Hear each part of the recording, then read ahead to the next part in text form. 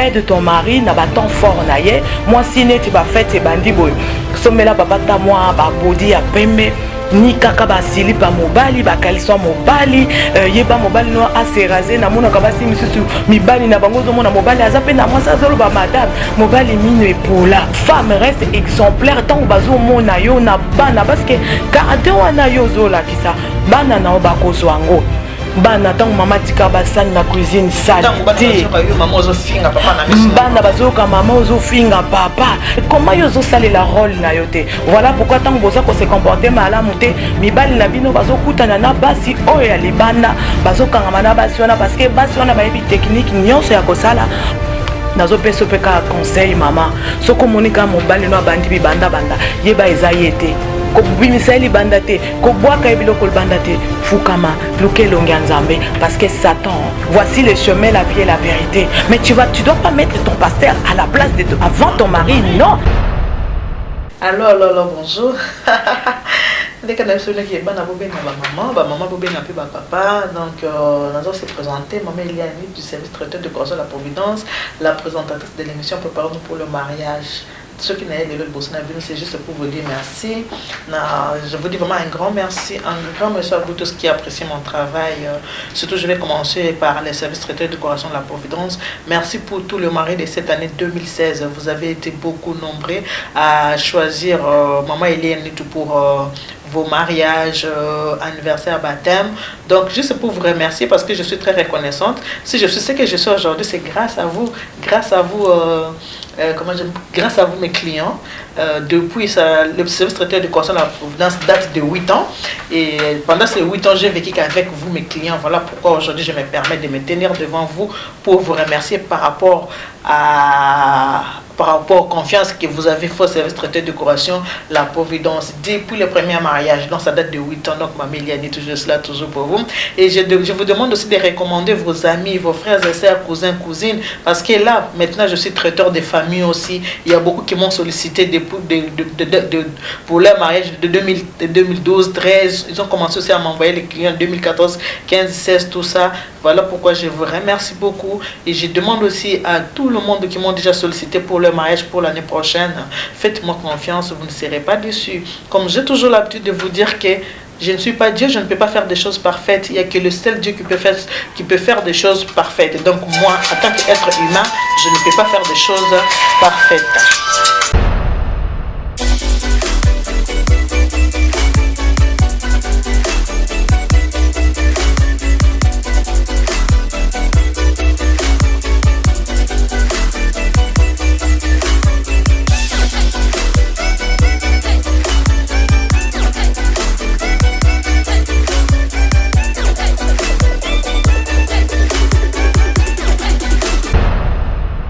Michel n'a pour le mariage avec Maman Eliane de Boyebi.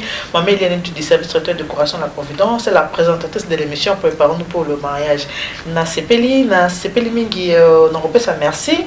Na repesa merci na ndenge bo disposer ba temps na bino ya rotala ba émission Préparons-nous pour le mariage. Pourquoi na émission on a seki na Mama Rose na zuba retour et belé na pesi mbote belé na Maman Suzanne avant na Liège benga la musinga par rapport à monsieur Sanga c'est on a sepeli parce que nous avons déjà absolument na montema maman na bisinga bi maman ni tunalinga komingi na kokoko yebisa ote melelo na bina yebisa po bolingo na ngezo kufelanga na montema Maman Suzanne en tout cas bi merci yo yebinga po mona nga na émission nga ilongi na yebite mais un jour on va ça grâce nga pe na koyeba yo.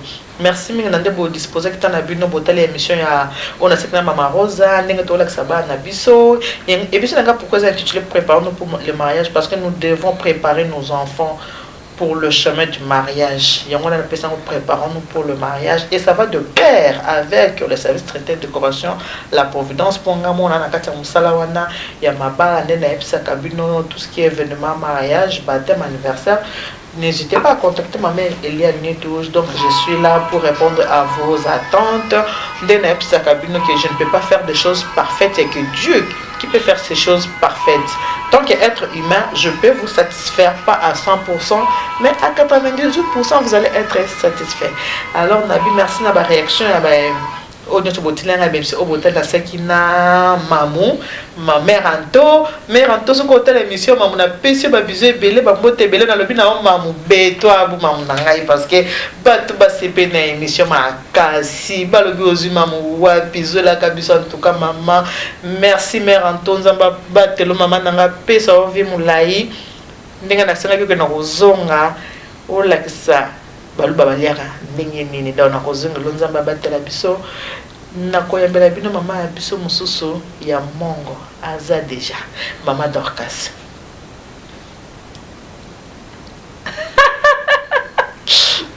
ça va maman Dorcas na yembela bino mama biso mususu ya mongo mama Dorcas ye aza mongo la sabino ndenge nini ba mongo baliaka ndenge nini ba edikaka ba basi ba mongo ndenge nini basi ya mongo bazaka ndenge na kati ndako liba donc maman Dorcas a relaxé biso mais on est pour la prochaine émission on a passé bino déjà moi hein? Avant goût loba lelo na embeli bino maman Petronelle Benz ngamonde naza a on a bien bala monter na moni kaka lelo mais na yebi comment naza maman Petronelle Benz a mon sel nzambe ayeko so na bino na pese mbote na tona yimo ça se présenter ce malamu et pas na bino bonjour maman Petronelle. Bonjour maman Eliane. Ma Petronelle, oui. Na sepeli na monio. Na zaka na mona comme sika na monio na sepeli. Na obanda liboso ko peso merci na ndenge disposer tant na yo pona yo komona nga ndenge na senga ke ponga na benga ki pona to sorola to sala na émission oyo pona na ebike bato bele ba ko sepela tant to sala émission na yo. Yango na peso merci ndenge ndime ba ko répondre na invitation na ndengo ye yango na bi votre merci nzambe apa molo merci beaucoup. Na ko senga na yo se présenter na bato ba otala biso ponga bika maman Petronelle Benz na ebité tant mususu appelle na kombo na mususu je ne sais pas ce qu'on peut se présenter na bandeko ba ta biso ba yeba yo maman Petronelle Benz aza nani o se présenter c'était d'abord na obandana bosoko pesa merci nzamba pambola yo na sepeli pe komona yo nalandaka ba émission na yo oyo nkolo atiake pona oteyaka biso pe ba mama na ba papa na pamboli nzambe koyembanga na plateau na yo merci. Et oui, comme maman Eliane a lobby, tout ce qu'il y a. Oui. Hein? Donc là, maman Eliane a lobby, oui, c'est bien moi, la sœur Petronelle Benz, dans fonction d'anga servante de Dieu, la prophétesse, quand n'engin zambazoke nangona nuboy. Donc c'est la sœur Petronelle Benz. Benz c'est mon nom de la famille, mon nom de famille, voilà. Eza kombo ya famille, eza kombo ya libota, kombo na biso ba Benzu. Donc etikala Benz. Donc voilà, eza kombo nanga, on s'est trompé de maman.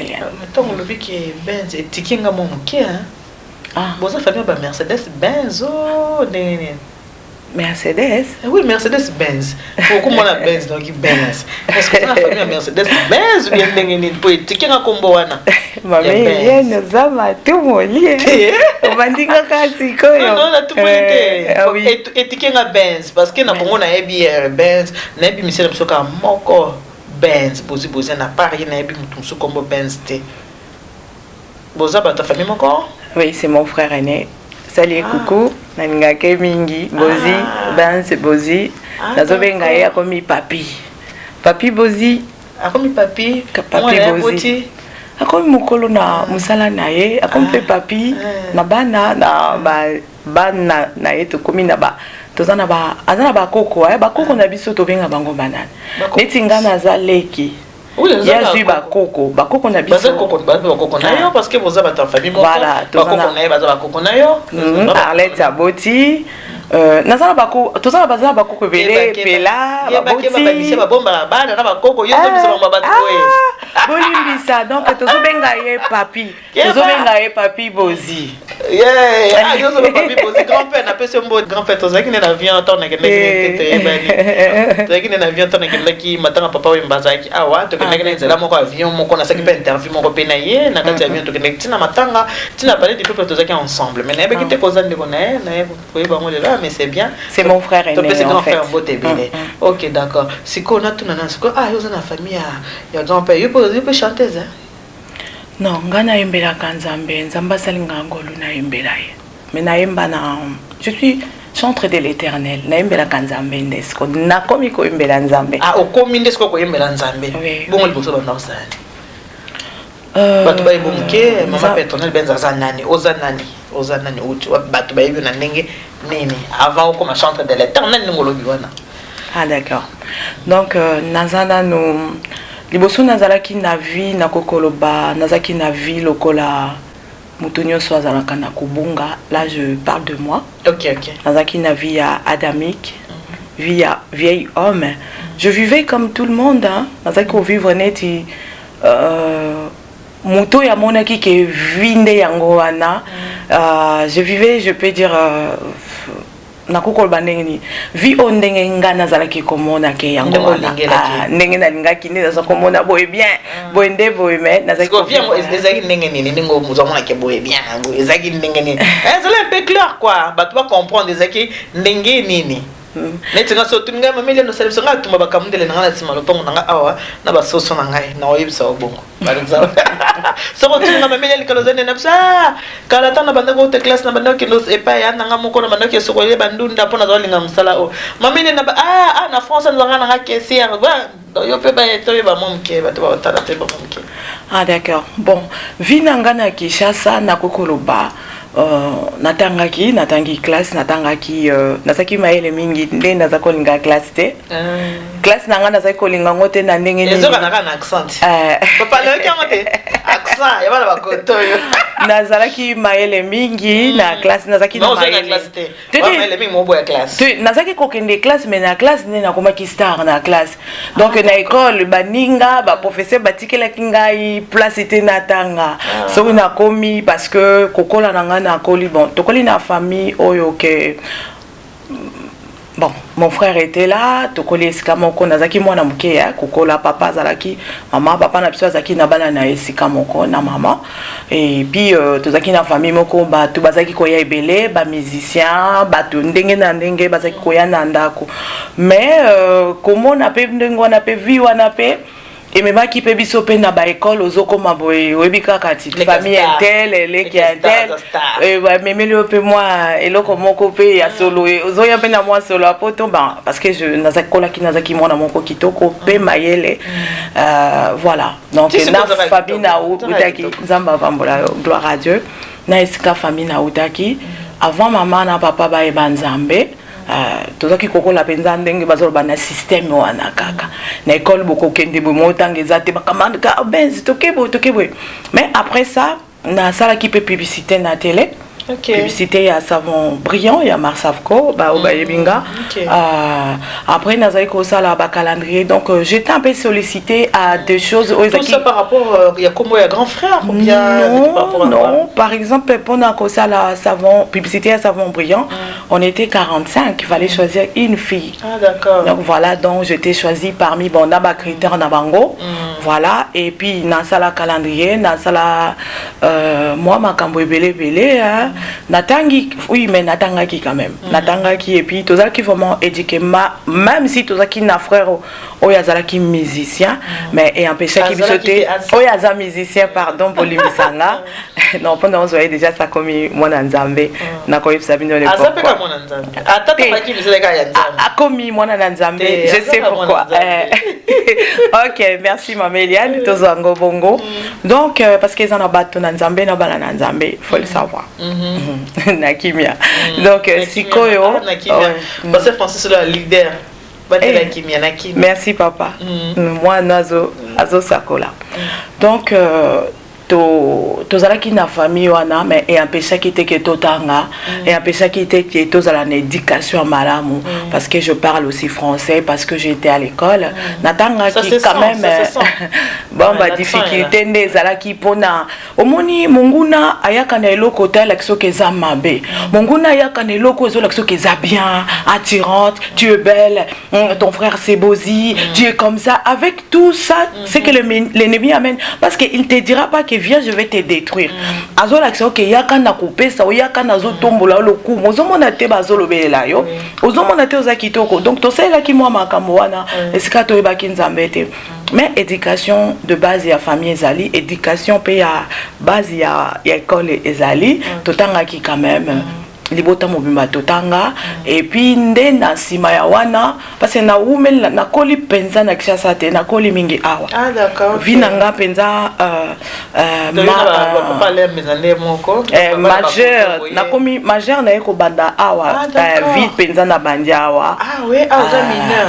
Non donc tant na ye na yaki ba na koksi 18 ans awa na poto. Donc voilà, na koksi 18 ans na poto et puis et qui kosala ke mais nazalaki mwana muke mais nazalaki mwana koma minene belé mais na kimi apenza ya ko bomba ma olibote yebate. Mais quand je suis passée à la télé na komi na vie moko public bato bayeba kinga moi. Là c'était où quand tu es passée à la télé? À Kinshasa, c'était à Kinshasa. Par rapport à la publicité? La publicité et puis par rapport à qui est mon frère jusqu'à aujourd'hui Nengaza Lelo par rapport à tout ça qui il botte mon côté zakoni to ebani quand même. Ah OK. D'accord. Wana suppose que maman Petronelle Benz ya kala. C'est ça non? Wana maman Petronelle Benz et si que me makinga na ndengwana et si que me minga na makambo ebele et si que me makinga na mort spirituelle voilà. Nazala ki moumbo ya satana, c'est vrai et pourtant naza mwana moko na linga ki lobana nzambe mingi, libota na biso pe tozaki kokola libana nzambe parce que tant que tozolo ba famille chrétienne oui mais ce n'est pas ça parce que le salut est individuel parce que maman ayambaka yesu azalaki mosali na nzambe azalaki évangéliste azalaki diaconesse azalaki na ba fonction na mosala ya nzambe avant akufa donc tokomaki bana o tozalaki mingi nourri na parole de Dieu nazaki mwana muke malgré ndalibanda na osala makambo susu ma éducation andako esengai ngake nazwaka bible na teya esengai ngake natanga kama komi esengai ke oye wana soki otangi na classe te otangi na ma otangi livre ya ba classe bandenge ba pesa ba lecture wana ko sala au réciter tout ça tant aussi ça on a parce que on parlait que français na monoko amboka na biso qui nous bolobo bon batia biso na bandundu tondimaka kama toza penza bato bandundu te biso tozwaka bato penza biso baengwele fozwa masuwa bwato ozokende toza bandunu bobangi bana bolobo na ko c'est ça enga eboto ebino Petronelle Benz.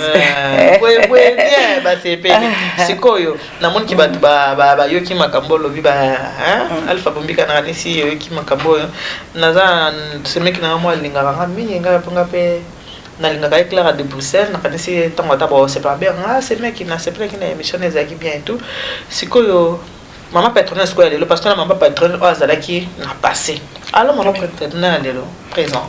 Oui, Maman Petronelle alelo azal bosona bino mombu na nzambe nazolinga bino mingi na ekopesa bino pe naloba pe biographie na esclave non esclave non mombu na kolo oui mombu eza lingala na français ça esclave naza non parce que biso toza esclave toza ba jougité ya léger ya bien ya kimia katina Yesu autant mombu c'est comme oza esclave donc mon oza esclave papa non naza mombu naza no enfant mwana na nzambe et puis naza en tant que servante de Dieu je suis mombu na kolo pona sala makambo ya lingi pona peuple na yo servante azanani aza muto azosalela mokonzi na ye je suis celle-là parce que toyeba maman Petronelle lelo ça fait combien de temps on a bon nzambe ça fait nzamba kutana na ngai na bar restaurant na 11h na 2011 oui na heure oui na mona nzambe na mona monene nzambe c'est vrai na pesa moi histoire nanga muke na kokoloba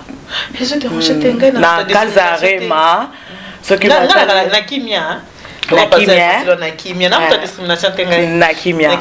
na kimia penza donc na pesa moi histoire nanga muke témoignage nanga ezalaka tellement molai esila pete lelo ta mosusu epa ya mama Eliane Nitu lokwa nalingake bolamu na ye ba beauté na ye lolenga mama Eliane Nitu en tout cas papa avant na koko banda émission te sans que na pesa merci na papa Nitu naza témoin na vani na ndako nazoka téléphone eleli boto boyebika songi pe ezanga te mateo ye koma milai Allô chérie, wana papa nito. Yo kape maman, oui chérie, ça va. Na sepel na pas molinzambe. Makambo maman lobaka ezaya solo. Maman Eliane makamba lobaka ezaya solo. Boyo kaye, bolanda kaye.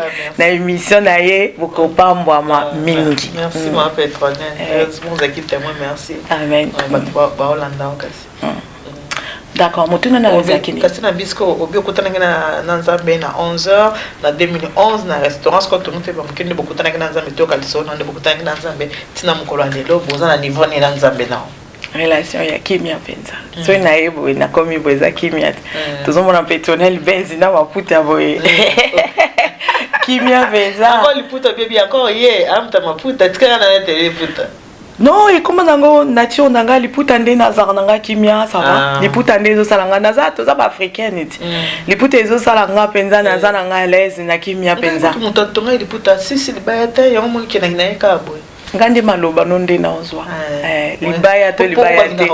Maloba no za penda nde ya mutuya. Bato bataka biso mutomta makamu na yo mokabo tingana linga kona liputa olata ki opona nini pona ni olati pantalon ngabi bandeko toke peto zonga na zamo se papa nitu na la ta robe za pona ye na la ta liputa pona ye ate eko babengaka et monsieur qui kitoko mi pona olata ki ofa kolata liputa na linga kokana mabaya na yo ngabi bandeko muto kololanga papa nitu ko bandeko na ngai boyo makamu na olo babo tika makambo mais peuple de Dieu parce qu'alingi yo mingi omoni peuple atona na été tout ça l'andexa bana Israël bali ba man bali biloko belebele bamoni loboko nzambe mais aurait coup bazaika koyoka te pesa sala boye Moïse ango non c'est pas grave balanda nde ya motu ya ozanango mameliane ya motu ya OK c'est moi pour pétronner nazo mona ka ozo kendanga na makamna oto na tekende bokutana na nzambe bozali voni bobata kinene bozali voni po bato ba tala biso ba yeba yo ya solo utolo bake osolo bango kuna na Kazarema c'est vrai ta musu bato batala kikuna ba musu pe batala kite ope bakotalo le bako profiter pendambu kokende mulai tata mo mukuseka c'est l'autre. Merci.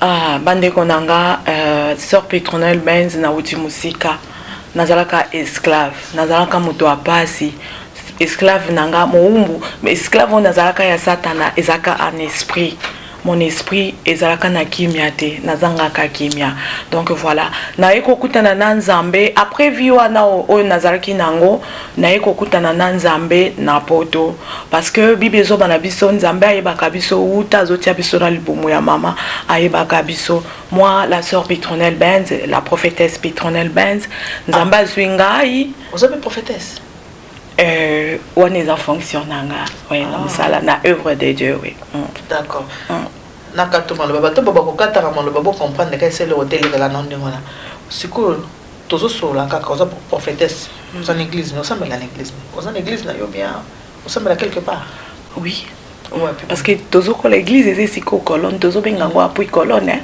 ya vérité siko tozo kende ngana za mwana neti boy naza mwana ya papa Francis Lola. Donc l'église il y a la volonté de Dieu. Nous avons un mokambi ya bampate papa Francis Lola. Ah d'accord. OK. Ah vous avez un leader hein.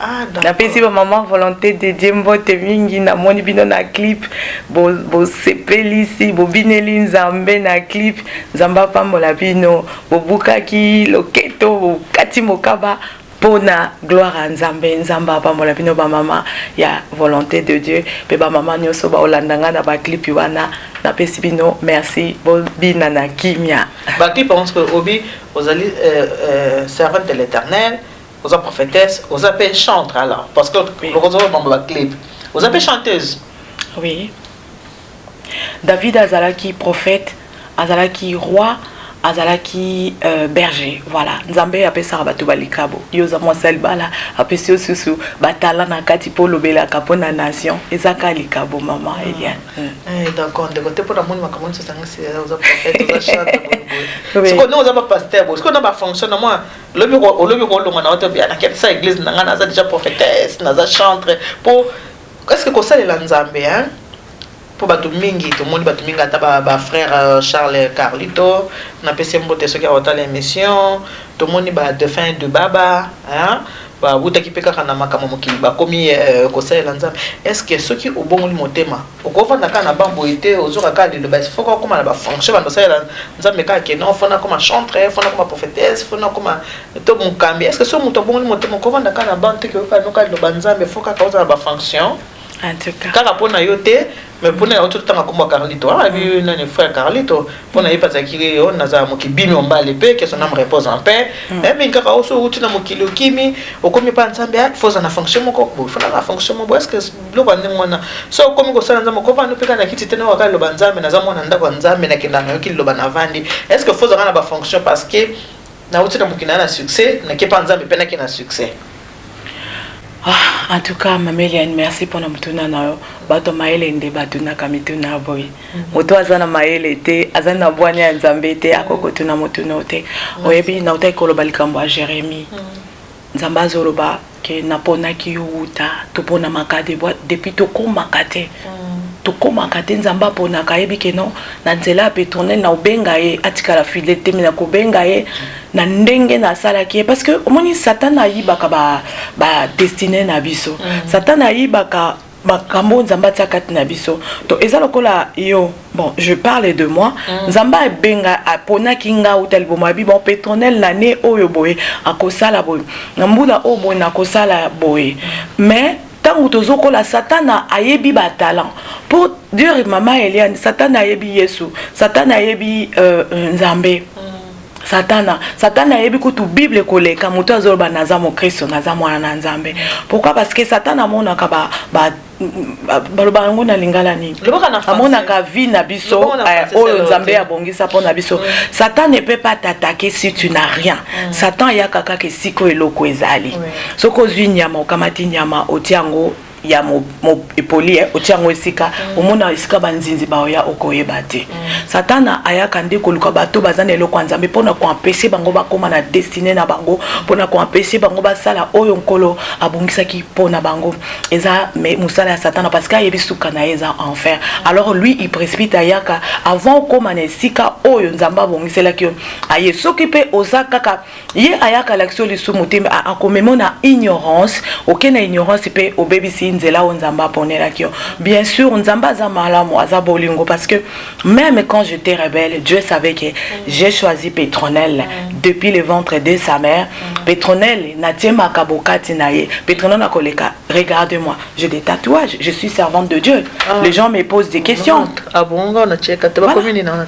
Non, non, là j'ai dit mon nom, prénom, et ici, j'en ai partout, Ah d'accord, c'est quoi papa, aujourd'hui, ce tatouage à maman, hein? Comme, ça servante, mais. Tu poses des questions. Oh, c'est quoi ça qu'on a beau on a comme servante. Non, non, on les habille, on les a la outa. Na vieil homme siko libanda oyo batu c'est ça peuple de Dieu bon ozo katanga nazo suka na makambo te pona koloba ndenge nini okoko vandaka na bante soki Nzamba bengio non ezana bato Nzamba pesa atia ministère kati na bango donc ministère ezali po to continuer musala Yesu oyaki na sia mokili Dieu fait cher lokola biso mais aviva na lisumuté donc ayaki alakisa biso musala naye potanga kopona batu naye l'église pour bamema musala ya Nzambe ba continuer œuvre ya Nzambe dont lui-même il est la tête dont oeza église oeza conduit par le Saint-Esprit voyez pour na kolakisa biso makambo surtout ya Yesu ya Nzambe donc tatouage o soki nazo voilà pour na kolobake to pona maka attention na ba o ba mi komisaka mais ndenge na yebi Saint-Esprit muto ami komisi mama Eliane na public ozala no bien mais en privé, tu vas souffrir parce que tu n'as pas celui-là, le vrai là. Tu n'es pas appelé. Si tu n'es pas appelé, si tu n'es pas mis à part pour Nzambe asale la yo eza passé. Koleka na tatouage nanga nangi kolobali solo ya Paul na Actes des Apôtres 9. Paul azalaki moto azalaki ko bomba batu. Azalaki contre Jésus tango ye bango azalaki kaka loi mibeko. Mais c'est Paul là tango akutani na Yesu. Vie na ye changeaki Paul et Jésus alobi na Paul, pourquoi me persécutes-tu? Là azalaki na nzela ya Damas pono ke ndozo batabo mabango. Paul aye kokutana na Nzambe. Nzambe za Nzambe, mokeli na nyonso, asali biso, akeli biso, ayebi na suki ya mutu na biso. Donc asala ka lolenga lingi et puis alokotaka moto na se akomisie ke lelo Paul wana akutana ki na Jésus na nzela ya Damas. Mais azalaki na bato bamona kité, c'est Paul qui a vu Jésus. Et quand Paul est parti témoigner pour Jésus, même Paul, quand Dieu lui a envoyé, Nzamba tindi Ananias, akende ko bonde la pona Paul parce que missionnaire kufa ki pona ba ekai elongwa. Mais Ananias alobi moto wana ngana ko kokende ko sambela pona été, c'est un démon en personne. Yemutu azoko tungisa, azoko persécuter église. Mais et ça là qui est Zambalobi, yes Zambalobi, Zambalobi kinde parce que Naponi pour azala instrument nangai na toutes les nations à kolobali boswa ba roi tout et tout. Maman Eliane, ce qui Nzamba poni yo, ezaka ngolu, ezangolu et puis ezana likamo kote eza musala moko ce qui na anpe yo koko swangote. Parce que ils senga makambo ebele.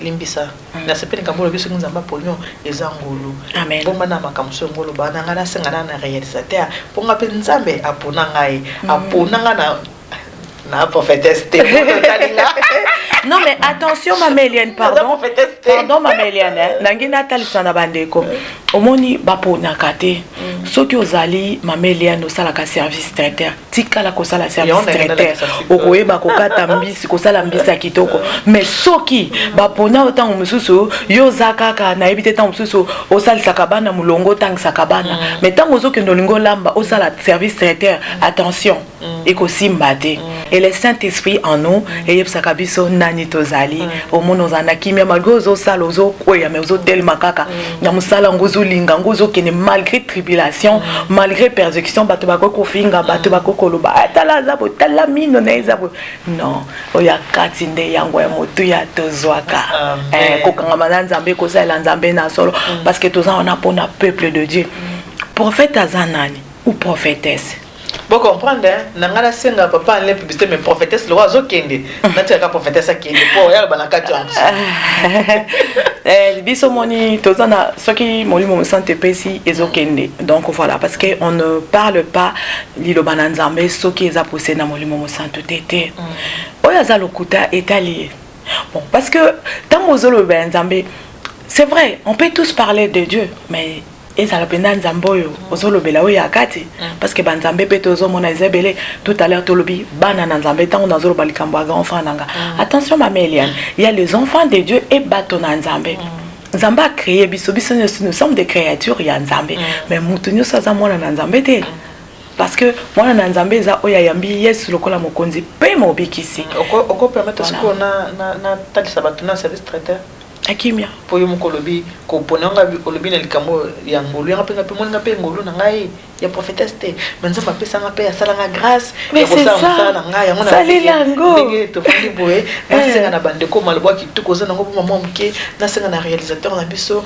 a faire balancer biso na no publicité parce que ça peut musalo ya ngai ya ba bien motokolia kana motoki na mais c'est ça ce que oza ménager sala mabaya ce que oza pe Maman Eliane Nieto sala service à kitoko bato bali ya kitoko voilà eza iloko na yo faut saler lango ya on a aussi na réalisateur na biso a faire balancer biso publicité service traiteur de décoration la providence na yo nga total la musala na sala ka après ce mandat to kozongela masolo na biso.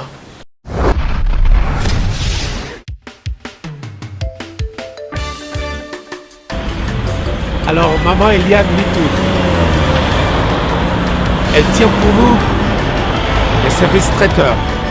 Service traiteur Maman Nieto la providence na ba fête na biso nyonso tout on s'en soutien abon c'est nos fêtes nos na ba yé et comme le roi VIP tous vos événements mariage baptême très deuil conférence donc il y a qu'à VIP Maman Eliane Nieto met à votre service son service traiteur la providence. Ne cherchez pas loin, il n'y a qu'une seule adresse. Location ezali. Il y a un matériel, location ma voiture. Oh, ma CD, ma cassette, il y a mon rôle, nous parlons de production, ils sont très bien. Donc na yo moto lingo bala. Na yo moto so bala que ngo sa anniversaire ali bala na yo. Une seule adresse. Na yo moto ko kisi so ki 18 ngo sa anniversaire na yo. Je dis bien une seule adresse. Oyo zo ki bak. Oyo obani ministère no passer c'est premier anniversaire église. Maman ni toi ça. Elle vous convient, elle nous convient aussi. Parce que elle le fait très, très, très bien. Service traiteur, la Providence. Un seul endroit, un seul service traiteur. Service traiteur, la Providence. Elle et nous, nous formons bloc parce qu'elle connaît bien son service traiteur, la Providence.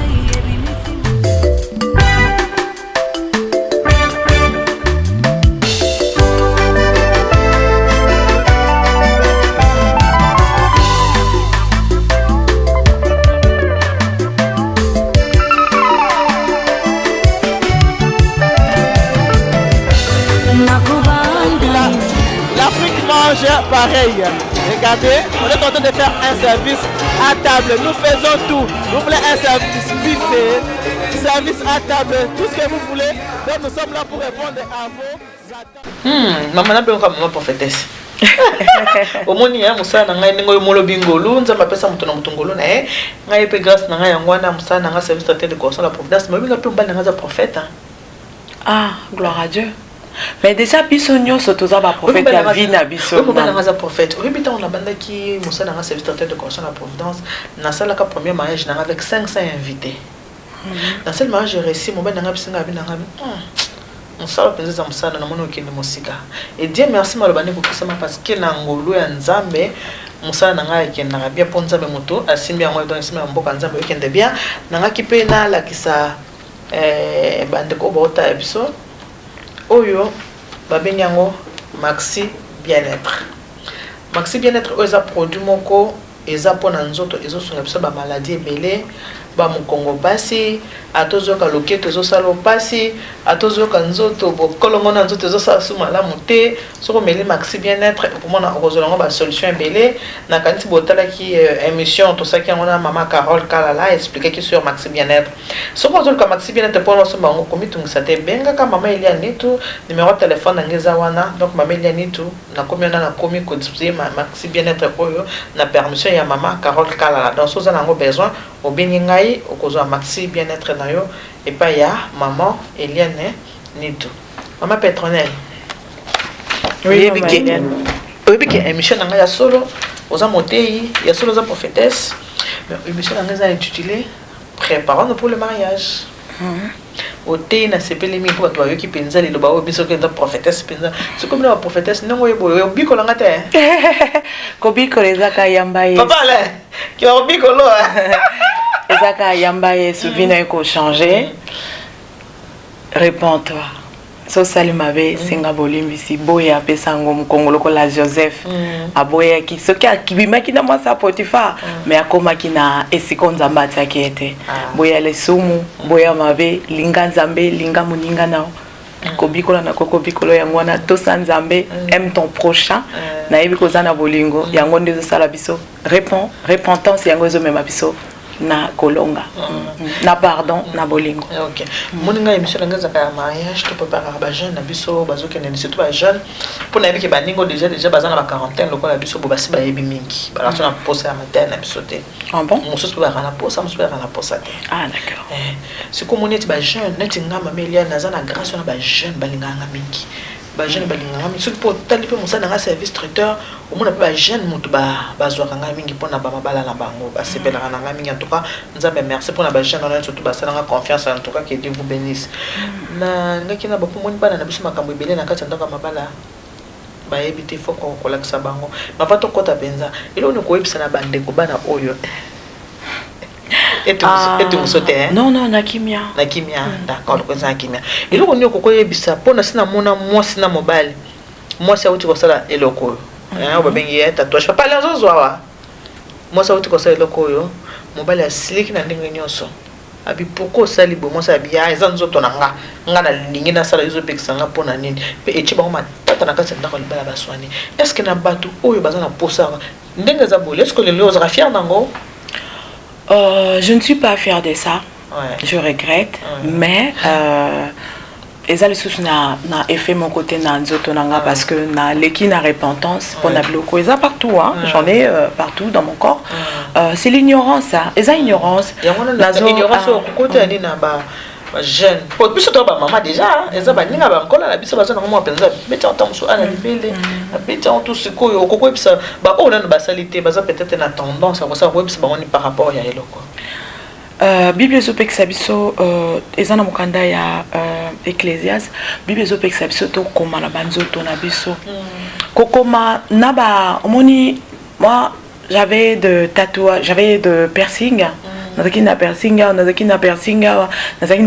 na langue awawa mais etikanga ba cicatrice ya pamba eza nango elo côté au contraire ezaki komemanga na destruction na mabe parce que imagine imaginez hein, pour nous maintenir parce que toujours la femme de 0 à 100 ans maman femme donc tokanisa total que tango tie loko yo okolinga te olata eloko moko ezomonana te nebi ke jeune fille soka tiango ezaka emonana libanda ezaka ndenge bango bazobenga mode ezate mode moko eza wana te c'est l'ignorance.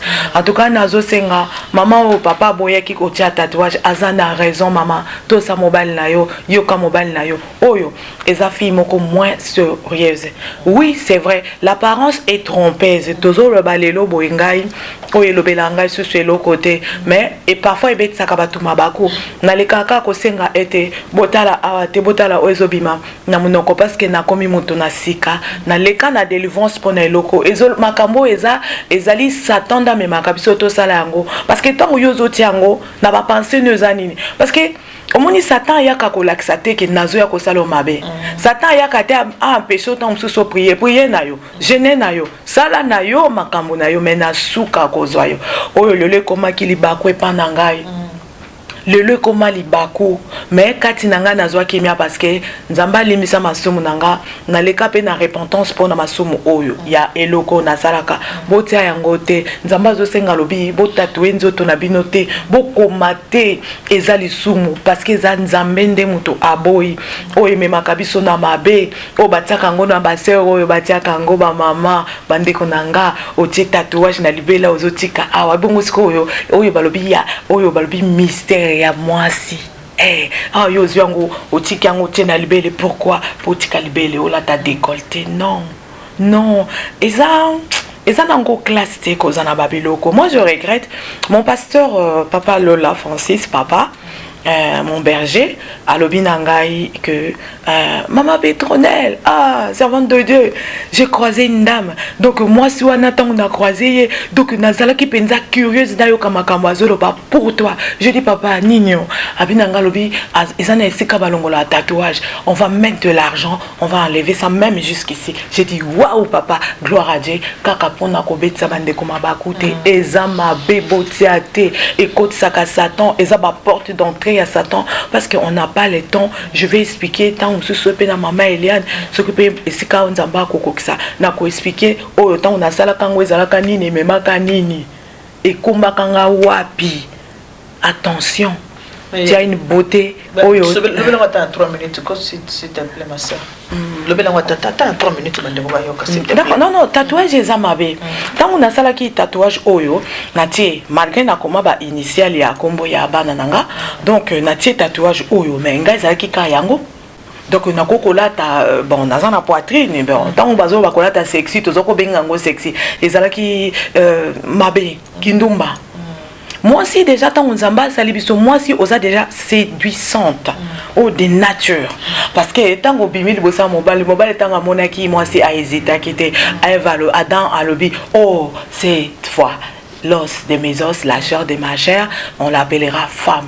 Tant que Adam, mon bal, a perçu ce combo ya moi si, et ça moi si t'es pour na oyo parir extérieur, pour na biloko, et ça salité, c'est sale. Des fois je me sens, je ne sais pas, j'ai la honte quand j'ai ça. J'avais mes gants, yango na memaki tina sukawa mais na nzela ya mosali ya nzambe parce que elle est servante de Dieu parce que elle enseigne aza côté ya makambo mama ni to azosala mama Eliane ni to azosala aza côté ya mama bandeko nanga bokanisa te côté ya ezaka kokamata makomi kotambola ngo bible ya munene te côté ezali tango zobimisa makambo eza ya ozopesa kimia ozopesa bon moi maloba ya malamu ozobimisa ezobikisa bato parce que ce n'est pas ce qui rentre c'est ce qui sort mususu ebebisaka bato pe mususu epesaka bon moi oyo eza malamu te na bombaki yango na bagan mais à la permission de la servante de Dieu de mama Eliane Nito donc voilà nde natiki pona pesa mwa moke koloba ete kosala tatouage eza mabe boyebi ba esclave bazalaki bato bazalaki na ba macaron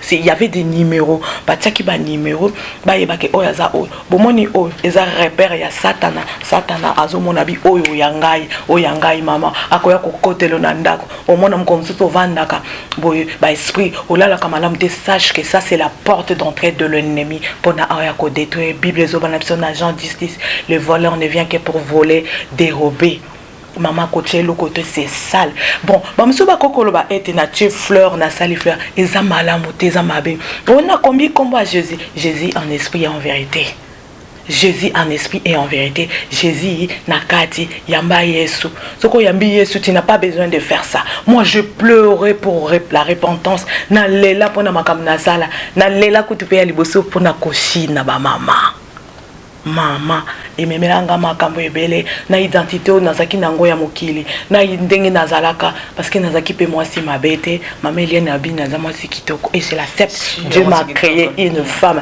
je suis belle j'ai de valeur na miso na bato mwasi oza ya motu ya ko se sous-estimer te voilà teto bakana kimia bosala o teza mabe toko développer yango na makomi ezali parce que je n'ai pas de la référence mais je veux que ça soit exact mais comme je l'avais pas préparé mais je sais que na mukanda na makomi na Ecclésiaste les ans sika ozo laksa ke nzamba zo pekisa bato bazo sala macaron mama bazo repérer mutu oyo wana na macaron bazo repérer biso Satan zo et ça porte d'entrée spirituelle ce n'est pas physique kolba ke ndenge ni kokota et bongo babimisa ka muselekete ndenge ni c'est faux oyo eza spirituel.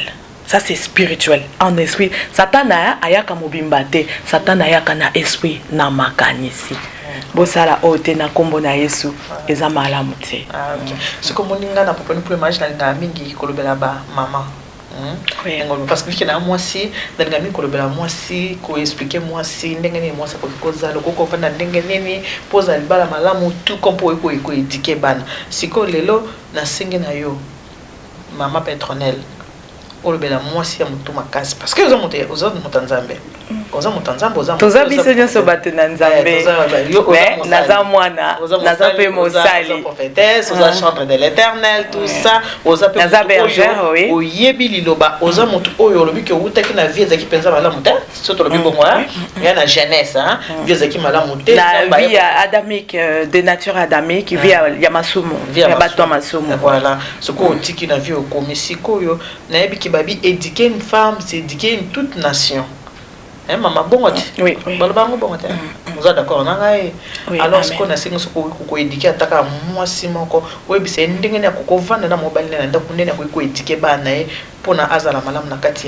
ya vie de couple na mona autre exemple ya moi c'est pas que no tatouage mobile asiliki mais à s'en foutre na c'est ko kolobela ndina passion baza mutu makasi poto kende ko shite na émission na mission mokola lelo na ndi ote ya mwasi ya mutu makasi. En tout cas, merci Maman Eliane. Moi c'est Amutu Makasi. Tobengi yo na kombo ya Vasti.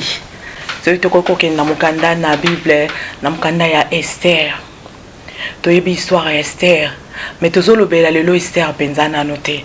Lelo toyeko lobela mwasi Vasti. Mwasi ya Mutu Makasi tozobenga na kombo ya Vasti. Lelo na livre ya mukanda ya Esther chapitre 1. Soko kocho tangi wana nyoso komona ndenge eloko nini esala ki ete mwasi ya Mutu Makasi à perdre libala à perdre tokokobani libala makambo ebele à perdre biloko ya motuya parce qu'elle avait perdu son là on parle libala tozolobela libala tozolobela bena baso bazo se préparer pour à perdre fiancé pour à perdre eloko ya malamu nzamba bongsele vous savez moi si soki mobali soki moi si azali te cet homme là est perdu. La Bible nous dit dans le livre de Genèse que Genèse, je crois Genèse 2. Adam azaki ko penser. Nzamba moni pe makanisi ya Adam. Alobi eza malamu te mobali azala ye moko. Je lui ferai une aide semblable. Aiko sala mwasi. Asali mwasi na wapi. Asali mwasi azui une côte de l'homme. Aiko former mwasi.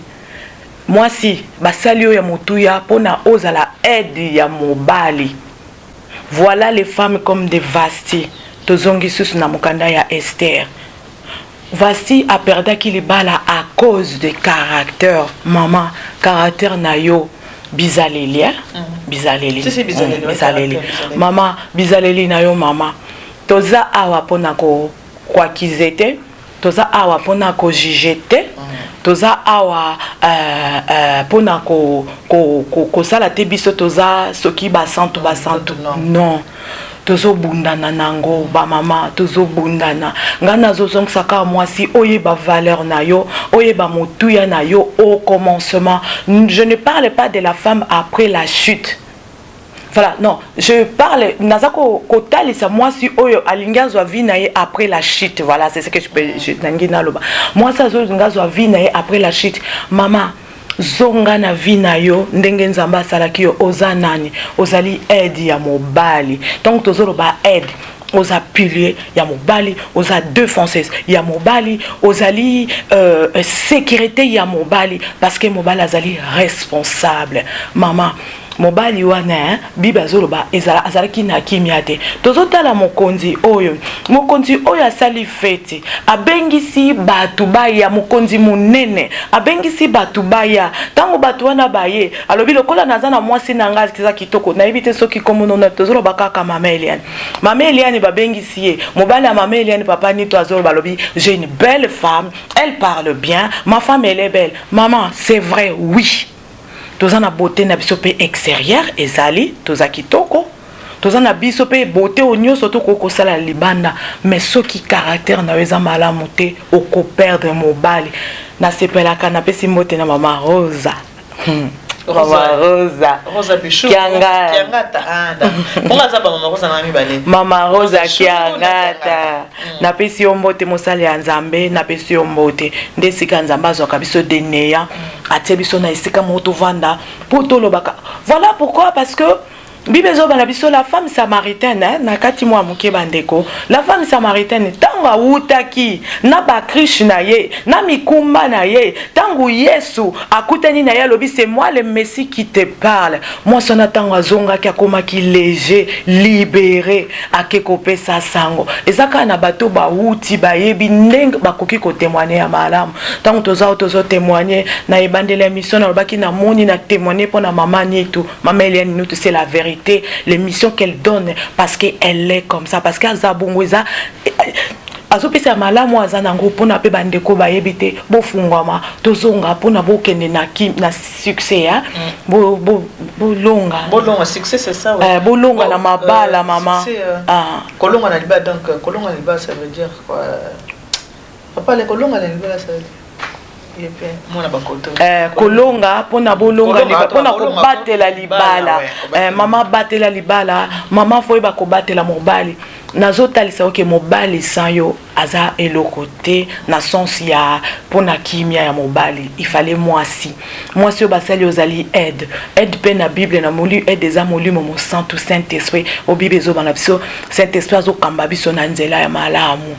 Mama moi si ya caractère mabe bizaleli mabe mobali akoboya yo bizaleli mabe ça veut dire quoi moi si ozota la beauté extérieure oyebi ko bongisa mbetu te oyebi ko lamba te oyebi ko zana mobali te mobali na yo akoma yo koma mobali akoma mwasi mama e balobi lata combinaison naturelle avant lala tunanga combinaison naturelle ezani eza Adam na Eve tango bazalaki est-ce que balata kabilamba mama yo komi kolela mobali na pantalon oyebi même pas comment chérir mobali na yo parce que mobali azaneka mwana bien sûr aza responsable aza likolo na yo bozana mission obibezo bana biso na 2 Pierre je crois 2 Pierre 1 moi si tikala mwasi balobi mwasi zala soumise mibali bolinga basi na bino mais basi botosa mibali mwasi sarazo benga mobali na ye seigneur mama soki oyebi komikitisa te liboso na mobali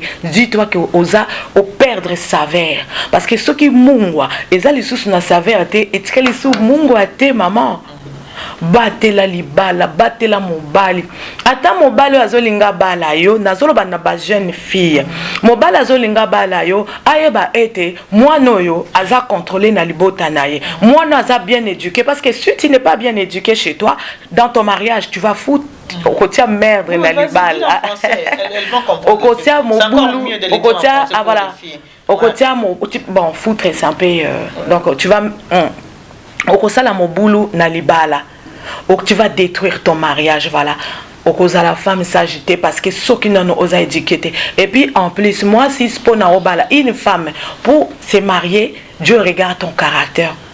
Tu dois être préparé dans la parole de Dieu, ma soeur, mon frère. Tozongeli ma soeur, mon frère, soeur nanganano. Il faut zalanano bien caractère na yo ezala malamu. Cause à la vastité, vasti a perdu qui les balles à cause de caractère. Ezana mi bali yo ya mayele babala comme moi cité pona kitoko. Okomona vrai Dieu moko boye, mena faux momi na parce que caractère na eza malamu. C'est vrai pe, au monde appelle moi si kitoko mususu, azape na mobile ya kitoko. C'est oui, oui, eza malamu. Mais attention, na caractère ya moi si ayeba nenga ko bongisa mbeto. Et en plus, mibali tango bazo bala basi mibali babala kate pona tango so azo bala parce que azana besoin. Mobali openda za mobali ya vrai soki asa adoko azangi kimia, moi sinde apesa ka mobali kimia, moi ça za équilibre ya mobali. Et pourquoi? Parce que Satan n'aime pas la femme. Vous savez, Satan n'aime pas la femme. Mais Jésus t'aime. Soko kangamina Yesu okomona vina yo okoyeba ndenge ya kotosa mobali ya kozamo liloba na nzambe nde ko changer. Maman, comment veux-tu osala heureuse si ton mari n'est pas heureuse et n'est pas heureux alors que c'est toi la femme qui doit rendre un mari heureux afin que le mari là a pesa ope esengo ya motema.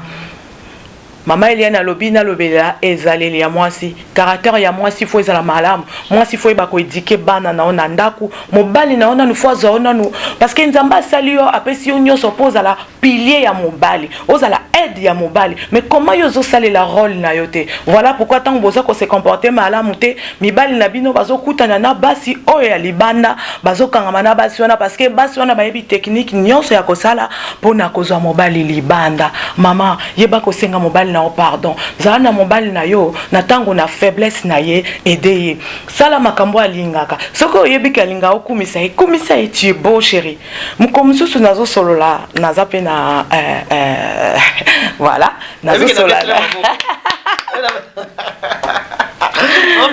oui maman amen makombo libite me salinga sentiment ngabi me oazaka netinga mambo jamona betele maboko parce que gloire à Dieu ndenge na loba ko yebi bolimbisi muke na seki émission en tout cas maman leur mbongo na pesi mbote na seki émission na maman mbote mosanzambe maman leur mbongo oyebi alobiki abiki chute ya mobali ekutaka epa ya mwasi soki mwasi azo mobali ya malamu te akozala pe bien oyebi mutu mwa komeninga o mama ile nina corriger yo comment ki ndoba keshita mobali ekutaka epa ya mwasi bongo ya mwasi ekutaka epa ya nani ngabi bon mutu na comprendre te je comprendre la répondre moi ndeko ndeko nangi na lobabo tundaki mutu ne pa ya mama Eliane ndeko mwasi apesha kite mwasi azalaki séduite mobali tango mwasi ayeli ye pomme mobali akoka pe koloba parce que mobali nde bapesa ki bokonzi nyonso mibeko mobali akoka pe koloba te makambo ekoko sala mate ezala tolo baba mibali o bakipara basi na bango te mibali oyo azo yeba te ke mwasi na ngana mema yebe mwasi na ngana salela yebo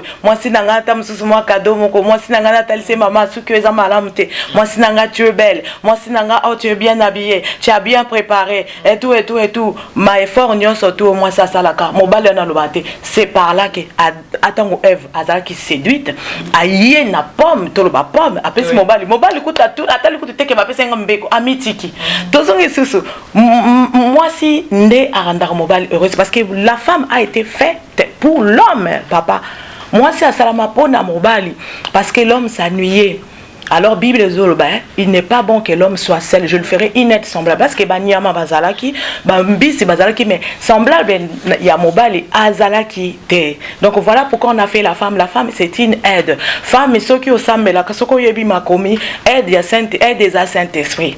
Voilà, Saint-Esprit aide. Saint-Esprit nde makabiso na nzela ya sembo poto kendena pour la gloire ya Nzambe. Saint-Esprit zo memabiso ezotal sabiso mabe na malamu. Attention, ne va pas. Attention, ngana za na voiture na mususu et na kati na ngweza na signal voiture mususu bon.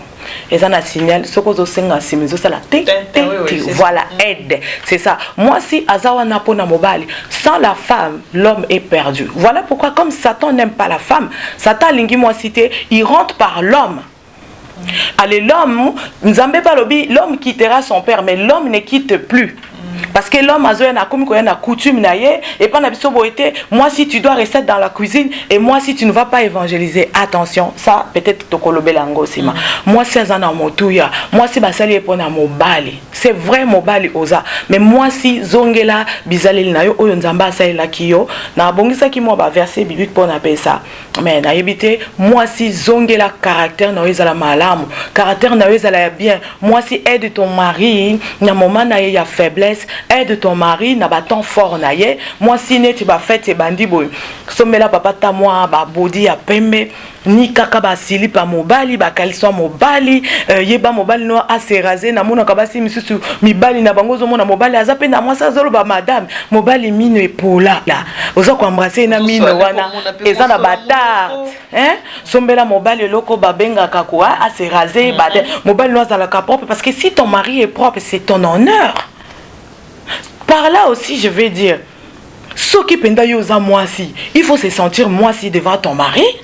Alors, si tu te sens un homme devant ton mari, et ça m'a cambo biso toleka kana na première maison hein.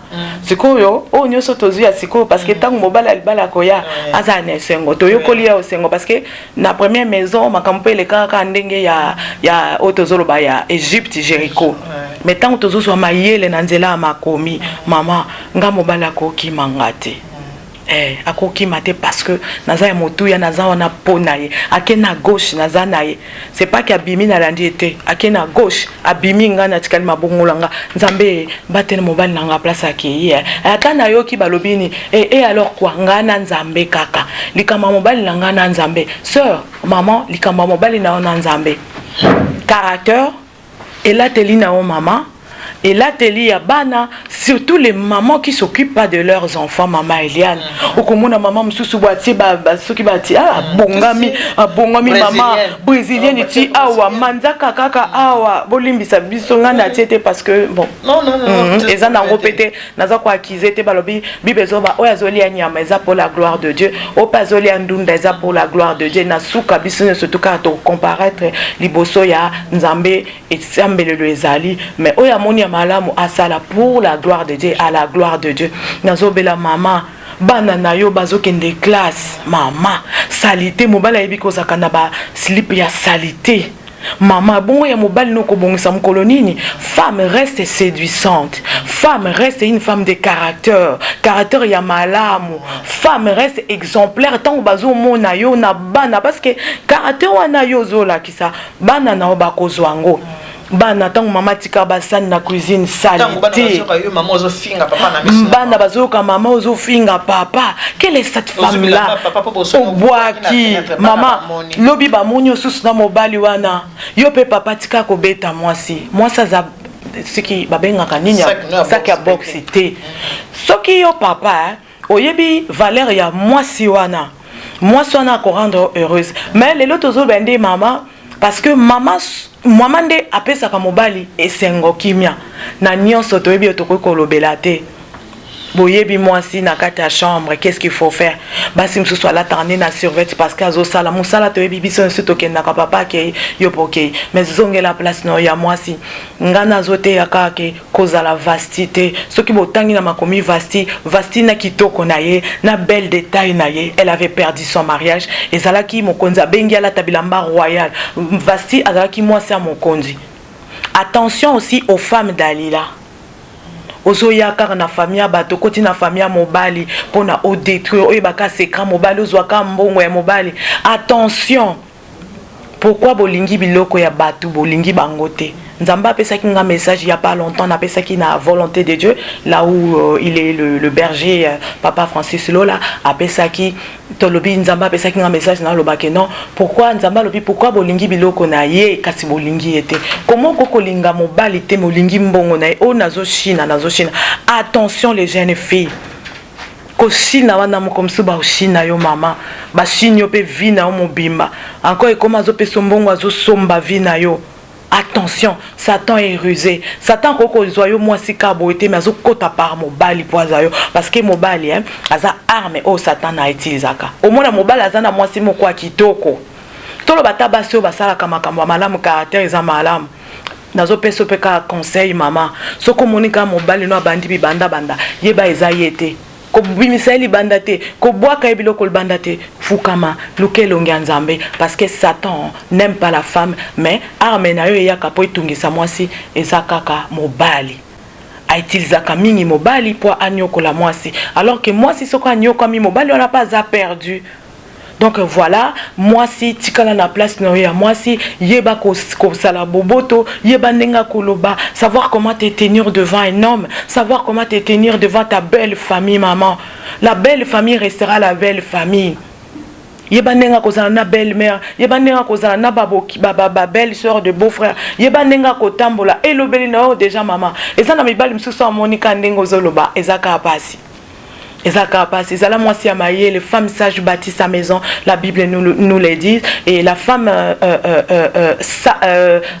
insensée renverse sa maison de ses propres mains. Voilà, et le konake koloba, talatos à la moi si modèle le kola Abigail.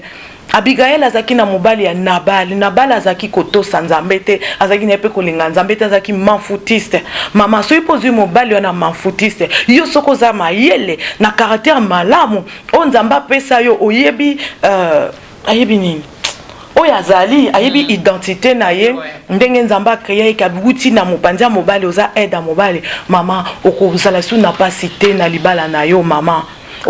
n'a pas identité. Attention aux femmes là qui insultent leur mari. Attention vous les femmes qui prennent vos maris comme des serpillères. Non, un homme restera un homme, maman. Yeba ko battre la libala.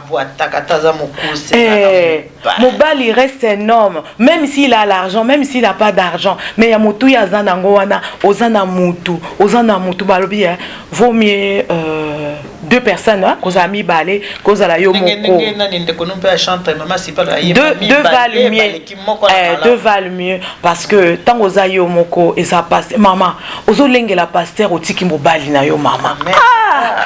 Pasteur azakaka tozo benga toza ba témoin au bazo l'accendela indicateur ça ko indiquer voici Jésus. Voici le chemin, la vie et la vérité. Mais tu dois pas mettre ton pasteur à la place avant ton mari. Non. Même les pasteurs bisomoko basali nanzambe. Bon, moi je ne suis pas mariée, j'ai pas de mari, mais j'ai quelqu'un. Salut papa, je t'aime chérie. Ayebi place aza ayebi. Donc, basi ozozo mobali na yo, ozozo tika na tuno pena. Bon, il pense à marier tellement ba kitoko bele bona munondene. Ah maman. Toujours c'est la biso. Mobile langa zali bongo ngana bimi na bopanza mobile.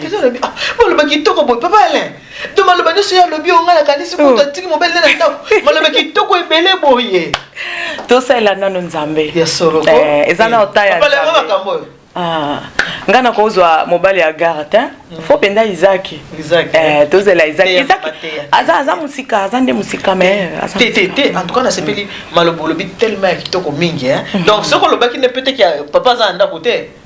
Moi j'ai pas posé la question tellement que na sopi hein, ndenge bana kisa so baka. Nasil sango hein. Nasil sango hein. Na obunda na ngo siko.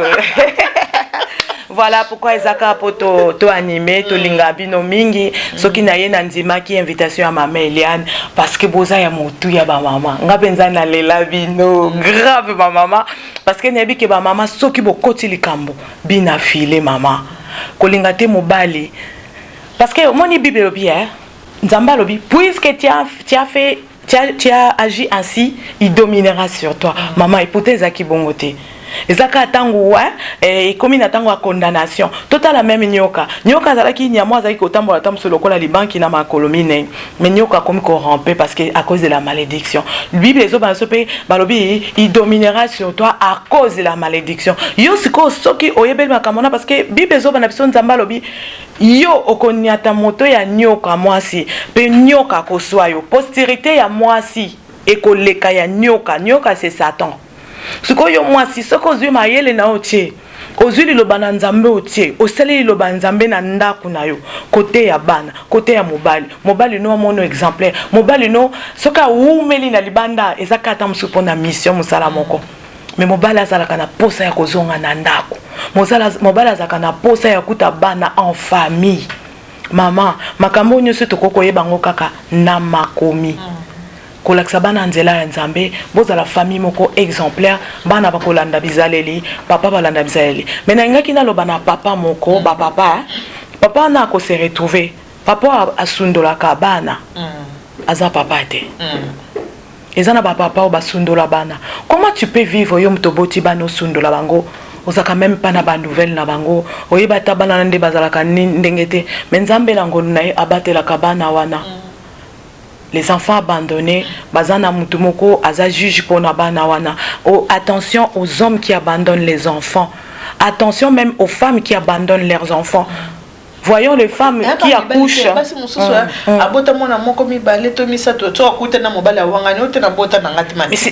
C'est malheureux ça. Ça c'est l'ignorance parce que la Bible nous dit mon peuple est péri parce que lui manque la connaissance, ignorance. Et ça n'a pas satana, ignorance. Quand on est dans l'ignorance, on perd tout. On perd tout. Et mon ignorance, maman, kasi ignorance, mon goût n'a ignorance, mon goût n'a parce que tout ce que l'ennemi montre est brillant. Onyo so monguna satana la kezaka tala amoni moi si liboso ya nzete ya connaissance du bien et du mal. Moi seul ya tellement nzete ya vie. Parce que moi c'est lingi ayeba, muto lingi ayeba. Parce que onyo surtout ya mokileza et le mal. Mais zaka nzamba salinde epesaka vie bon moi. Moi si soka kangami na nzambe na loba na nzambe asolo moi sana kozala moi si victorieuse akolonga na vie na ye ya couple na libala.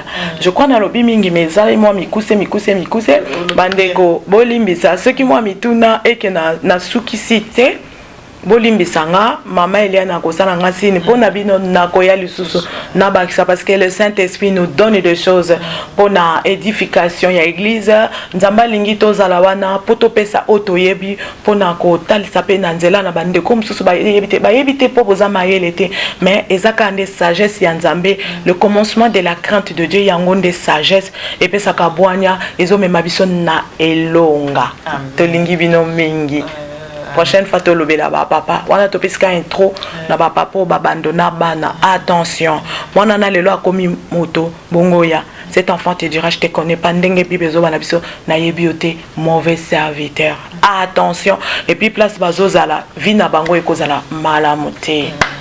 Ah, maman Bertrand, en tout cas, merci beaucoup. Nous avons pas molayo. Si Antometa nakanisi au sepelata motel émission oyo na lobi kana na lobi bomoni maman na yebisi bino ki maman Petronel mais sunanga yemoni kaka lelo mema kamolobi sepesi nga makasi. Nde bolobako maman Elia Dunga naza mwasi na yebi bizali ya basi. Naza mwasi ya libala, naza maman ya bana. Voilà pourquoi on donne ce qu'on a. Et on appelle ça au yonga naza na on a toujours femmes soyons soumises. Pour libala bisoka mutolinga. Mibali s'en fout na mambo libala. Donc mobali ata oboye lelo, okoboya na mobali lundi na 12h. Mais na 13h akia lingi moi c'est pour moi c'est pas lingi. Mais biso ba c'est ta moboya na mobali na 12h. Pose mususu. Aya, ezaka facilité. Yonga na senga toujours biso ba maman. Biso kana to batela taka to bomba moi na 9 mois. Il existe que makamno so maman bomba kaka. Biso ba maman de photo ba kaka ko bomba mabala ko ba ko batela. Moi je parlerai que du mariage jusqu'au dernier jour de ma vie, je ne parlerai que du mariage. Na za eloko na nga yango wana. Ndenge nzamba lingi na solo la na bino. Kama mbeteli kama mabala nga ndaba do yebisa bino. Na yebisa bino mamba coiffure te, na yebisa bino mamba oyemba te ko la maman, o mamba prophétesse nga makambo libala kaka yango na kaka. Yanga na mamba libala kaka na yebisa bino bolingo kaka. Donc ne peut pas te yebisa bino la fois passée. To comme la fin de l'année déjà toi en mois de décembre na loba qui dans cette vidéo mon invité sur botaki sur contact tout ça na Facebook otala na loba qui sur les pardons nayebi ki tosalanaka mabe biso nyonso tu nga kutu déjà nasengi pardon na mokili mobimba motu nyonso place avandi abi mwana mwasi nasalanga mabe nasengi olimbisanga mpo toke na suka mbula yango nabaki biso nyonso toyeba kosenga na bolimbisi osala moninga no mabe kozwa telefone te tika nabenga oyo boye te bengaka moninga loba moninga likambo osalaki nga nasepelaki nango te soki mpe moninga areconnaître yango abi ndeko olimbisanga soki elika wana ndenge babi ke lelo ça se lave dans la famille boye te mama amen toyeba kolingana toyeba mpe kolimbisana namoni réalisateur ayebisinga ke ntango na biso esala nini ekoki baminute esili ma péternel malgré minute esi tokabona boye te soki oza mwa eloba te ya suka mpo na mokolo ya lelo kokoyebisa bato baotala biso apo tota baréaction soki basengi lisusu na telefone abengi alo bonjour bazoluka yo bible ezoba na biso lisolo ya nouvelle naissance nzambe azalaka na esengo soki ata mutu moko abungwani na makambo tozoloba soki tose retrouve ata na mutu moko achange atiki caractère mabe azongi na caractère malamu nzambe akosepela topesi kaka lokumu na nzambe na bato nyonso bakolanda biso nzambe apambola bino attend que la prophétesse nazoloba kaka nyambe aboyeya nyamba boyeya nzamba nyamba za na bino apese bino bo moyen et ngala le bilo bana langue maternelle ben oui c'est ce que je suis en train de dire ouais nyamba za na bino bolinga nyambe botosa nyambe enya boko bono maima ne ombo moimo bino on chose mambi nyamba ngazeka amen. Et donc, pas ce ok. Mais n'apesi, je parlais, moi, mouké, na lobela qui, pona, moi, si oazo, to sa passeur koleka, mobile nae. C'est vrai, c'est la vérité, mais, nazo loba, ko considérer mosali nzambe, okozwa oyo nzambe atie, parce que basali na nzambe, bazana oyo, o bazana mission ya vérité, ya solo ya vérité, ya liloba nzambe, bangonde, bakobika, ko considérer pe basala nzambe, za malam, bo sala attention, na basali ya nzambe oyo penda nzambe atie na nzela na yo ko considérer mutu basali ya nzambe nde okozwa makambo aza nango ya malamu mais bosala nde attention boyeba koyeba na tokoyeba bango na bafui na bango voilà basala nzambe baza penda ya solo oyo nzambe atinda mpona peuple na ye napesi basala nzambe nyonso mbote baprophétesse nyonso tokola na tolendisa parce que nzambe aza na biso nous allons vaincre. Parce que Nkolobi, il a vaincu, nous vaincrons. Au nom de Jésus-Christ. Amen. Ok, que le Seigneur vous bénisse. God bless you. Nzamba pambola bino. Mungu awabariki. Nzambi kusaku munama Pauline. Yoki yango ya mwana. Nzambi kusaku munama Pauline. Nzamba nous bénisse. Nous bana betu bons. Ceux qui n'ont noté l'émission pour le mariage, t'oublies, on a besoin qu'on t'a l'émission ma mère Léanitou. Kende na YouTube, so cliquer na émission na mona ka bakomi Eliane Nito. S'abonner ka wana pour permettre yo ko mona ba émission na tout le temps so pèse le ka mona ba émission parce que musu ba benga mikolo ti ba émission ezali mais ko s'abonner te mona ngo ezate kende wana o s'abonner o mona ka cliquer ka émission na place mo bakomi Eliane Nito o fini ka na OK o s'abonner na wana comme ça o taka ba émission ya préparons-nous pour le mariage. OK, nzamba nous pénéchanel bana betu bons. Bye bye.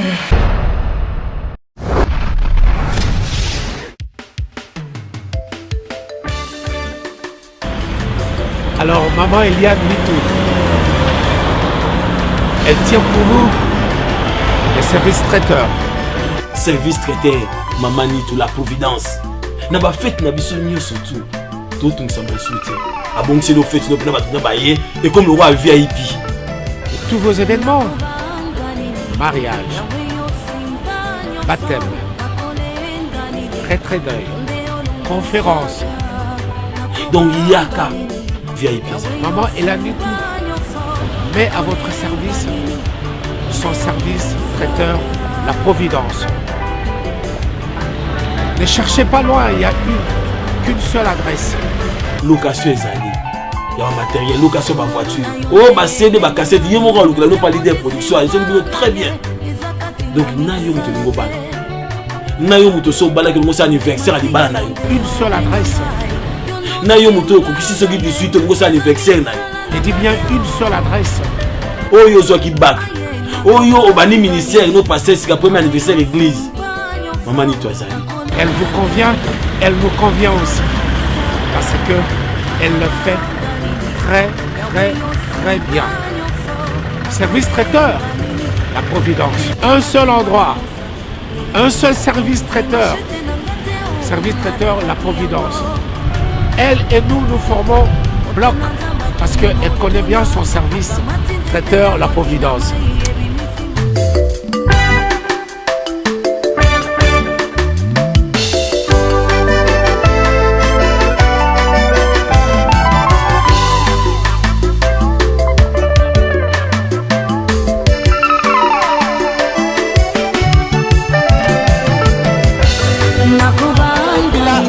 L'Afrique mange pareil.